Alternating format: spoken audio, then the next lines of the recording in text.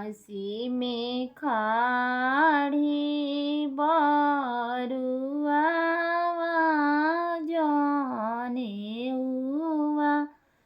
जनेउआ करे आहे के हउए काशी के मालिक जनेउआ दियाइन।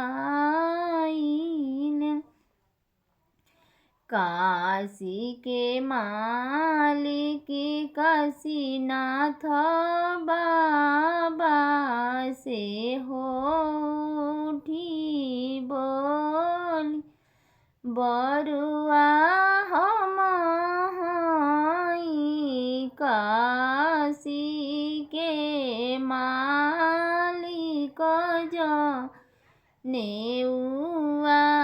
दियाइबि। बरुआ हम हई काशी गाया में खाड़ी बरुआ जनेउआ पुका। गाया के मालिक गजाधर बाबा से होठी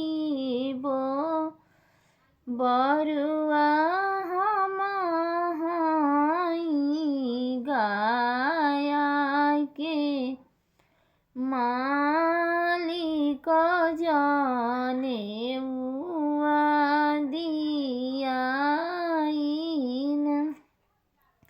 हमारा वीडियो गाना अच्छा लागल तो लाइक कमेंट सब्सक्राइब करिए लो और अच्छा बढ़िया कमेंट कर लो, बढ़िया से लाइक आगे बढ़ाई लो हमारा वीडियो चैनल के।